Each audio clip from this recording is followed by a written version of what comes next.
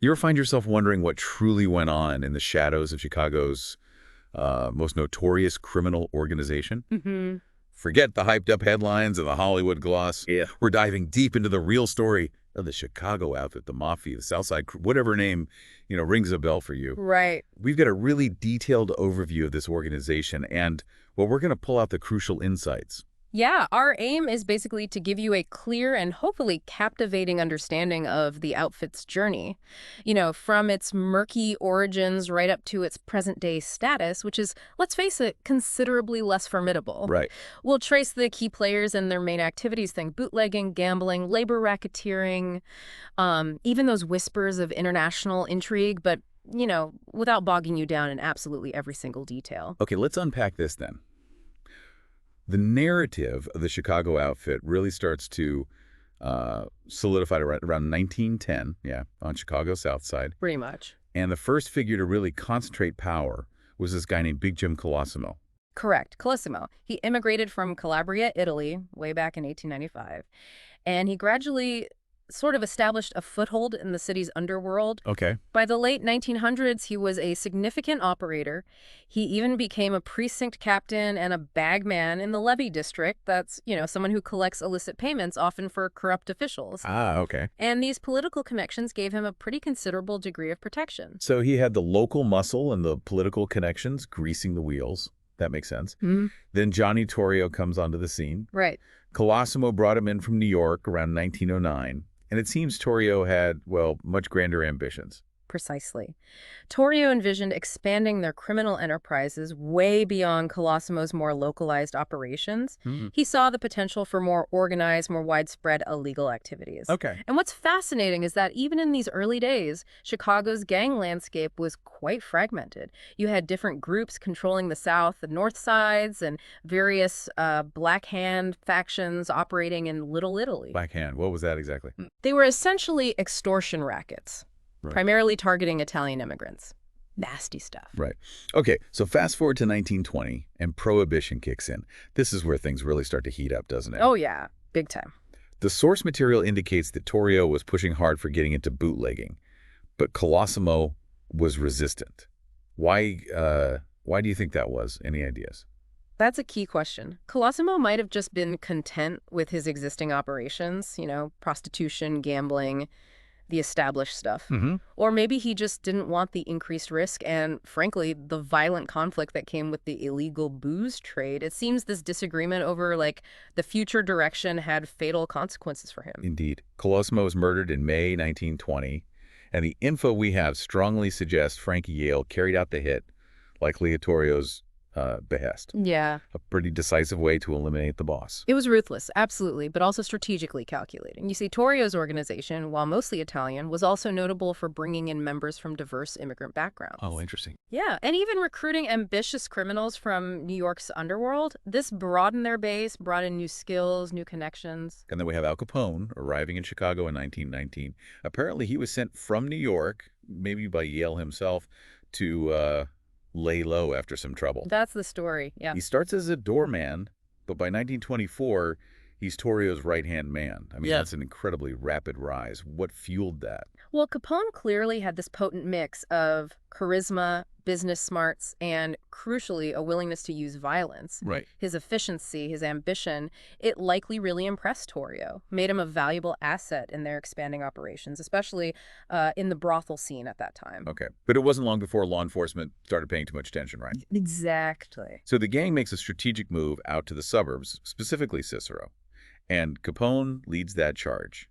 What was the thinking there? Well, they needed to dodge the increasing scrutiny, the pressure from police within the city limits. Makes sense. Cicero, just outside Chicago, offered a less established political landscape. Easier to influence, easier to control. Capone spearheaded a pretty comprehensive takeover, which included, systematically corrupting local officials, most notably the city manager, Joseph Z. Clenhaw. And the methods they used to make sure Clenhaw won in the 1924 municipal elections, I mean, it sounds almost unbelievable. Yeah. Intimidating the opposition, basically occupying polling places, even ransacking the Democratic Party headquarters. And tragically, Capone's own brother, Frank, dies in the middle of all this chaos. It was a stark, brutal demonstration of their power, their determination to establish control. Winning that election secured their operational freedom in Cicero for, well, several years. Okay. And while they were consolidating power in Cicero, Torrio was also trying to navigate these complex, volatile relationships with Chicago's other gangs, Right. particularly the North Side Gang, led by Dean O'Banion. And that relationship went south pretty quickly, didn't it? Especially with the Jenna brothers, Peter, James, Angelo, Tony, Sam, and Mike, encroaching on the North Side's turf. Yeah. It sounded like Torrio's attempts at keeping the peace just didn't work. Yeah. Why were the Jennas such a flashpoint? The Jenna brothers were known for being aggressive. They were willing to just disregard established territories, especially in the super profitable bootlegging business. O'Banion saw Torrio's lack of intervention, or perceived lack of intervention, as a betrayal, which just fueled the animosity. And this ultimately led to O'Banion's murder in his flower shop in November 1924, a hit that Torrio either arranged or, at the very least, allowed. Wow. That ignites a firestorm, you'd imagine. Absolutely. Jaime Weiss steps in to lead the North Side Gang with support from Drucci and Bugs Moran, and revenge becomes, their main goal. And the numbers tell a story too, right? Yeah. By late 1924, Torrio's crew had maybe 300, 400 members, Roughly. while the Northsiders had around 200. Still a pretty considerable force for retaliation. Definitely. And the North Side Gang launched a series of retaliatory attacks in early 1925. They went after Capone directly, riddled his car with bullets, and then, more significantly, they shot Torrio himself. He survived, but this attack clearly had a huge impact on him. So what does this tell us about Torrio's mindset that he chose to step away after this? He just had enough.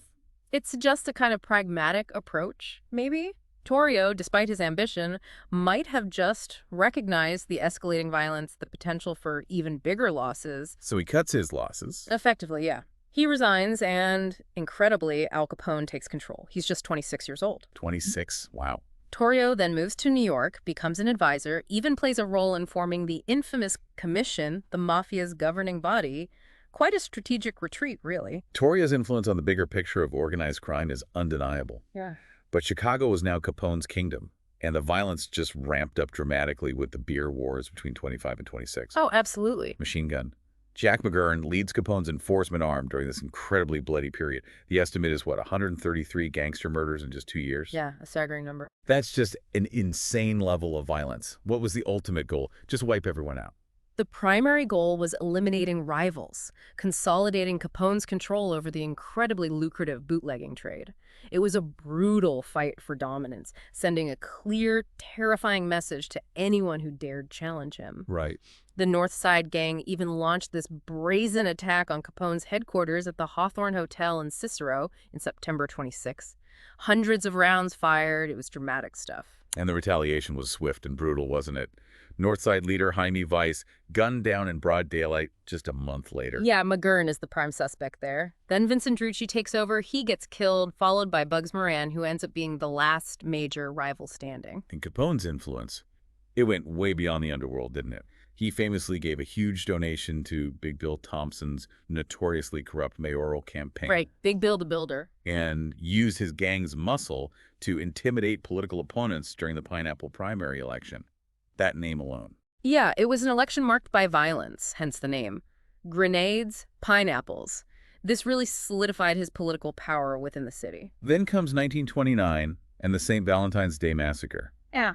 Widely attributed to Capone, though he was never actually prosecuted for it. Never directly linked, legally speaking. The target was Bugs Moran, but 7 other men were just brutally murdered. Moran himself narrowly escaped. What was the impact of that event on Capone's reign? Did it change things? Well, the massacre, while it didn't lead directly to Capone's legal downfall, it significantly damaged his public image. Big time. I bet. It exposed the sheer ruthlessness of the gang wars to a horrified nation, and it definitely intensified public and law enforcement pressure on organized crime in Chicago. But ironically, it wasn't for these violent acts that Capone eventually got taken down. No, it was for the much less glamorous crime of income tax evasion. Convicted in 1931, sentenced to 11 years, he eventually dies in 1947 from complications related to syphilis, actually, manifesting as heart failure. Right. So with Capone out of the picture, who steps up to fill that power vacuum? Officially, Frank Nitti became the boss, the enforcer. Okay. However, many historians believe that Paul Ricca, the waiter, actually wielded the true power behind the scenes. There's even evidence suggesting leaders of the National Crime Syndicate dealt directly with Ricca, not Nitti. Interesting. So a shift in leadership and also a shift in their criminal activities, it seems. Yeah. The outfit starts moving more heavily into labor racketeering, gambling, loan sharking during the 30s, and their influence starts to spread geographically, too. Why labor racketeering specifically? What was the appeal?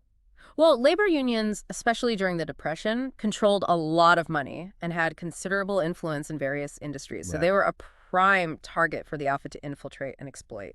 Using threats, violence, controlling union activities, siphoning off funds, their reach expanded, to Milwaukee, Madison and Wisconsin, Kansas City, and importantly, Hollywood. Hollywood, how did that work? They extorted labor unions within the motion picture industry, gave them considerable leverage over the studios. Wow.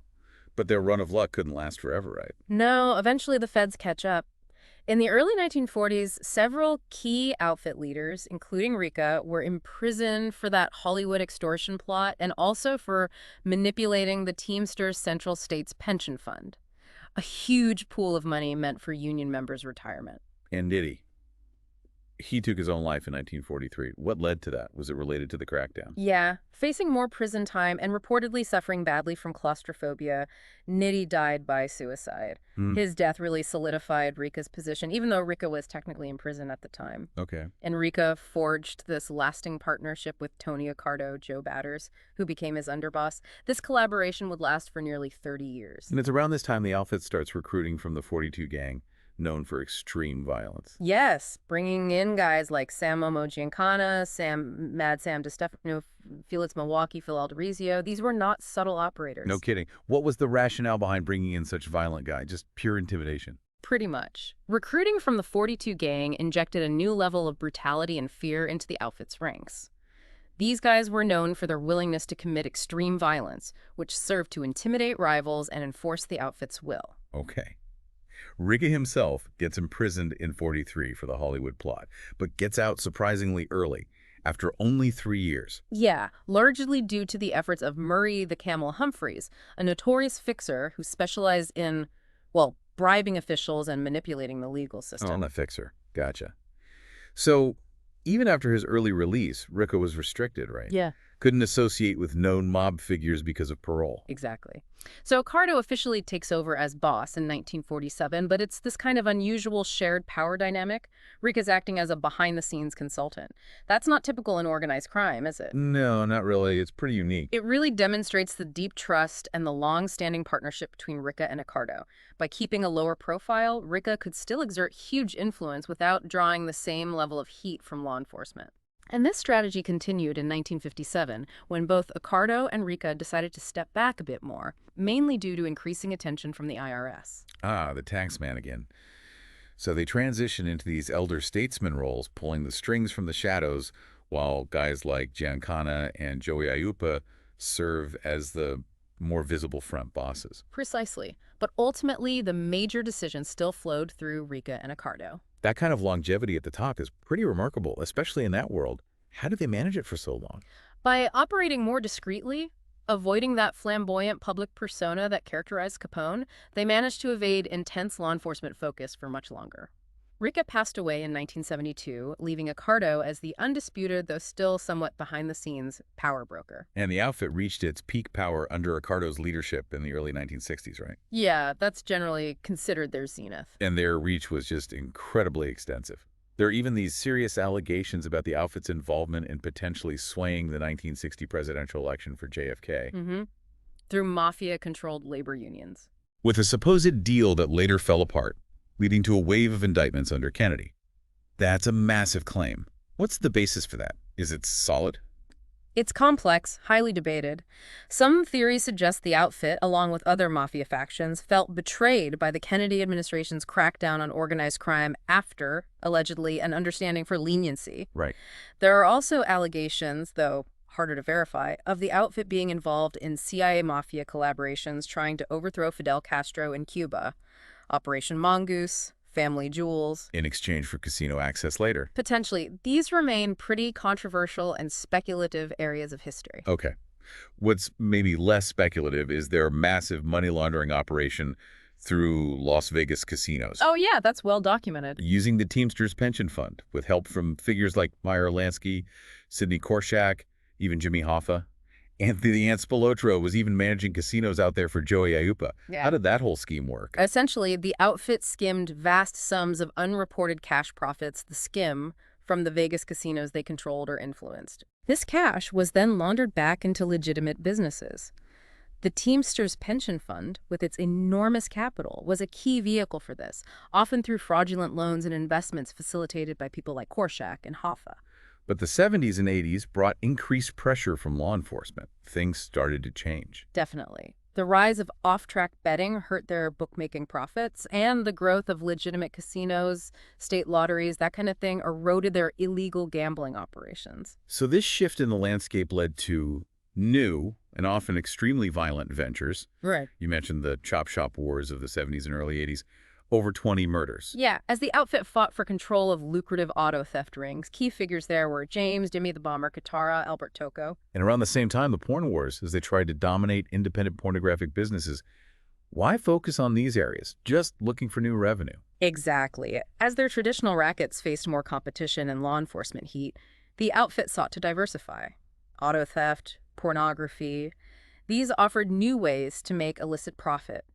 But these ventures also brought them into conflict with other criminal groups, leading to violent turf wars. They even formed this loose alliance with the Outlaws Motorcycle Club starting around 1977 to control organized prostitution in Chicago. The 1980s saw some really significant blows from law enforcement, though. There was the investigation of Alan Dorfman and Operation Pendorf. Right, hitting their financial networks hard. And then Operation Gambat in the late 80s seems particularly damaging. It exposed deep corruption in Chicago's political system, largely thanks to the cooperation of this attorney, Robert Cooley. Yeah. What made Gambat so significant? Gambat Gambling Attorney was a watershed moment. It showed just how pervasive the outfit's influence was within Chicago's legal and political establishment. Cooley had been deeply involved in bribing officials for the outfit. He turned informant and provided extensive evidence, leading to convictions of judges, lawyers, cops. It severely undermined the outfit's ability to operate with that old impunity. And the early 90s brought more indictments of major outfit crews, and then the death of Tony Accardo in 1992. Yeah, the end of an era. It's truly remarkable that he largely avoided significant prison time throughout his incredibly long and violent career. Absolutely, a master of staying in the shadows. It's also noted that leadership transitions in Chicago tended to be more, let's say, administrative or orderly compared to the often bloody power struggles you see in New York City. Why do you think there was that difference? Well, Accardo's long tenure and his preference for operating behind the scenes likely contributed to a more stable structure. By the late 20th century, the outfit was also facing this gradual decline anyway due to sustained law enforcement pressure and just the natural attrition of older members. Places like the old neighborhood Italian-American club became hangouts for the older generation. Yeah, a place for the old guard. Okay, moving into the 21st century. Operation Family Secrets in 2005 was another major blow, indicting 14 outfit members and associates. Huge case. And a truly significant event came out of it. Nicholas Calabrese became the first made member of the outfit ever to testify for the federal government. Wow, the first made guy to flip? What kind of impact did his testimony have? Must have been devastating. Oh, immense. Calabrese's cooperation provided this unprecedented inside look. Detailed accounts of numerous unsolved murders, other criminal activities. His testimony was absolutely instrumental in securing convictions against several high-ranking members, significantly weakening the organization. So by 2007, their estimated size had really dwindled, down to maybe 28 made members and just over 100 associates. Yeah, a shadow of its former self, really. Leadership has continued to evolve since then. We've seen figures like John DeFronto, No Nose, and currently Salvatore Soli D. De Laurentiis reportedly at the helm. That's the current understanding, yes. And even recent events, like the 2020 murder of Bobby Boo Boo English Jr., which was linked to a Cicero crew-affiliated gang, suggest that the outfit's presence, or at least the violence associated with it, hasn't vanished entirely. No. While their power and influence are massively diminished compared to their peak, they still operate in various capacities. And it's worth remembering their history of sort of inclusiveness, relatively speaking. Significant non-Italian associates like Jake Carisi Thumb, Guzik, Murray Humphreys, Gus Alex, Ken Ito, They played key roles. Right, not strictly Italian like some other families. Exactly. And don't forget their alliance with Benjamin Siegel in the early days of Vegas and LA. The history is also marked by informants and witnesses like Calabrese and Frank Collada, who took huge risks. And of course, their long, violent history has made them a fixture in popular culture. Oh yeah, the Untouchables, Casino, Boardwalk Empire. Countless others. They've certainly captured the public imagination. So as we wrap up this deep dive, we've traced the Chicago outfit's journey, really, from a collection of fragmented street gangs to this formidable, ruthless criminal enterprise. Navigating prohibition, adapting to changing criminal landscapes, and ultimately facing this relentless law enforcement pressure that has significantly cut down their power. Yeah, we've definitely uncovered some surprising aspects of their history, like that unusual shared leadership of Rica and Accardo, and hopefully gained a deeper understanding of the brutal realities behind the myths and maybe some of the strategic thinking that contributed to their remarkable, albeit violent, longevity. Absolutely. So here's maybe a final thought for you listening. Considering the Chicago outfit's long, often brutal history, and its continued, though diminished, presence today, what does that tell us about the enduring nature of organized crime in America? Hmm. Or perhaps, how has the often romanticized portrayal of the outfit in movies and TV shaped our perception of this real-world criminal organization? Has it maybe obscured the true impact of their activities on communities, on individuals? Good questions. We definitely encourage you to explore specific events, key figures, or the outfit's lasting impact on Chicago and beyond. There's certainly a lot more to uncover.